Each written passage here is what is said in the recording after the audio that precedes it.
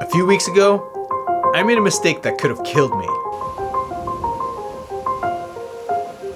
Now, before you write, "Be careful," in the comment section, I want you to listen to this story.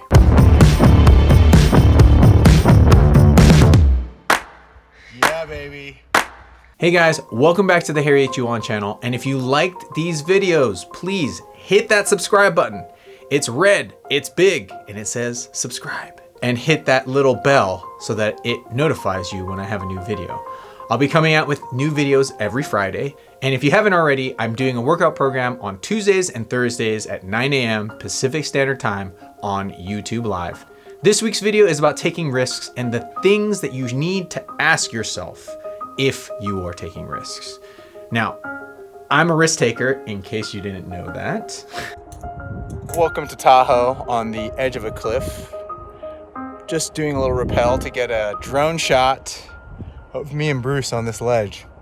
Just so you guys can see what this beautiful scenery looks like. Look at that. And then this is where I just came up from. Woohoo! It's good getting back in climbing. I'm easing myself back in.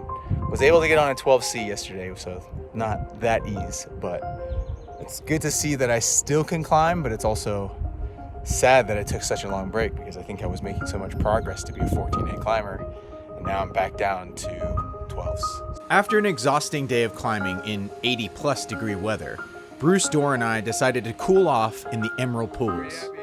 We're about to do the falls, the jumps. Welcome to the falls, guys. Welcome to the falls. Oh! Who's gonna jump?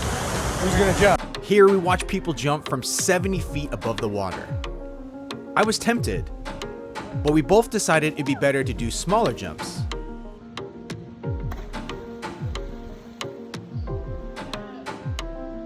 Even together. I was still wanting to do more, so the next day we went back. And I was determined to do a trick that I had in my head. The trick that would ultimately postpone my goal of climbing stronger.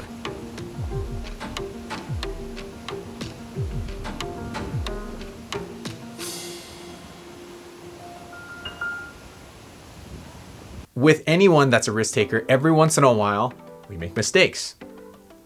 It's not always the best thing. Now, when I'm doing something like rock climbing, I have a rope to catch me when I'm making a mistake, right?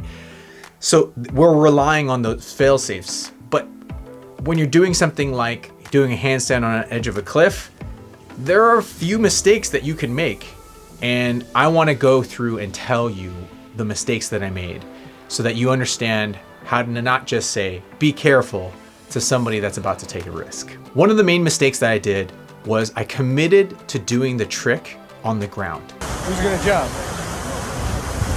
Maybe. We don't know what it looks like. I guess if I already had been there and I knew what it was like and I could go back to it, it would be fine. But I was really arrogant to think that I would just look at it from the ground, spot it, and be like, yeah, I can do that, no problem. And then go up there and do it. The ledge was sloped slightly left and back, which gave me some problems. And honestly, that alone should have stopped me at that point. The main thing I wish I would have said on the ground was, I'm gonna go up and take a look. And if it's good and it looks safe, I'm gonna give it a go. If it doesn't look safe, I'm gonna do this. Having that exit strategy really allows our egos to not take over. And in this particular instance, my ego completely took over. I was so arrogant to think I could on site this move on the edge of the cliff with all the things that were going on with no safety. That was arrogant of me. And now when I step back, I look at it and I'm like, oh, this is the mistake I made. I didn't make an exit strategy and I didn't assess whether it was safe or not itself. Those are two things that you absolutely need to do before you're taking a risk. Another thing is, how in shape are you? How are you feeling? Well, I do handstands every day. Now, I'm not by any means a professional gymnast or circus performer, but I have a pretty good handstand practice and I can do the trick in multiple different places. I've done handstands on rocks, on sides of cliffs, all over the place. However, those instances, I wasn't trying to flip off of them, which is not a move I'm really that good at. I've done it on a poolside when the platform's perfectly flat.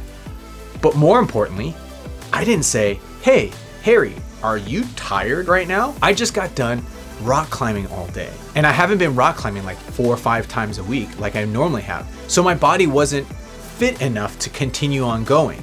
So when I got to the ledge, I kicked up and my body said to me, nope, no, you're not doing this. You're not able to do this right now. But I didn't listen to my body. So that's a huge element of people that are taking risks. Listen to your body. What is your body saying? Is your body saying, you're too tired to do this stunt? Whoa, back off. In order for us to make the sound decision of taking a risk, we gotta listen to our body. We also gotta assess what the consequences might be. I didn't look at that ledge and say, oh, if I fall this way, this is gonna happen. The only way that I thought I was gonna fall is forward and back. I didn't even think that I potentially could have gone left, which was a dumb move. If you're a person that takes risks, remember to ask yourself those questions. How does my body feel? Am I in the condition to do this? Is this safe? What's my exit strategy? And of course, what are the consequences of this? Those are all super important questions to ask yourself. Now, if you're a person that doesn't take risks, but your friend is, these are the questions to ask him to ask himself. You're not gonna prevent somebody that's a risk taker to take a risk by saying these words. Be careful. That doesn't do anything. Doesn't do anything. It does remind them that they need to be careful sometimes, but generally somebody that is a risk taker has had so many people say to them, be careful, but they didn't ask them the questions that they needed to ask in order for them to assess whether it was safe or not. We all need to take responsibility for our own actions, and we all need to be able to assess whether we're doing the right thing for us. Now, this doesn't just apply to extreme activities. This applies to everyday life. I hope that we all can take responsibility for our own actions, and we can assess whether certain risks are things that we want to do and how they impact other people. When I got out of that pool, I saw that this finger was dislocated. That was the first thing that I saw. Then I assessed my back, I didn't hit my head, and then I looked on my side and I was like, ooh, I scraped or hit my low back a little bit. Luckily, I was able to walk out of there and drive home. I did take this finger and put it back in place. Now, that might sound really cringeworthy, but I had so much adrenaline pumping that I was able to put this finger back in place without feeling a thing. And that's another thing I want to say is if you are injured, remember, if you can put something, like a finger is a really easy thing to put back in place. And I know that sounds gross, but it was, the bone was popping out. I had a compound dislocation. And when I put it back in place, I was like, okay, cool.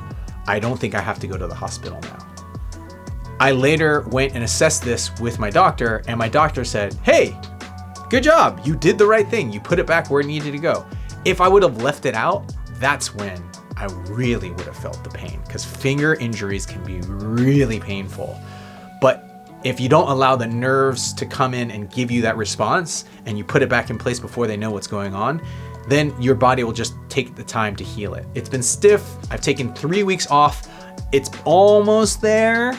I'm almost able to get it, but I learned my lesson.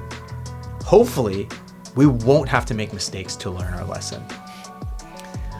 I definitely know next time what to assess when I'm taking a risk, and I hope I can share this knowledge so that those of you out there that want to go out and take a risk or go out and just do everyday life, you have the fail-safe questions to ask yourself whether or not you want to do it. I hope you guys enjoyed this week's video. Thanks for watching. And please leave a comment below if you have something else to add, or if you have videos you want me to make.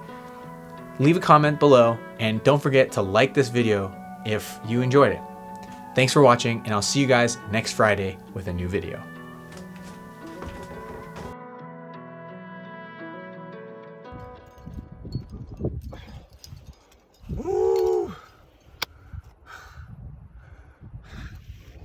Yeah, dude.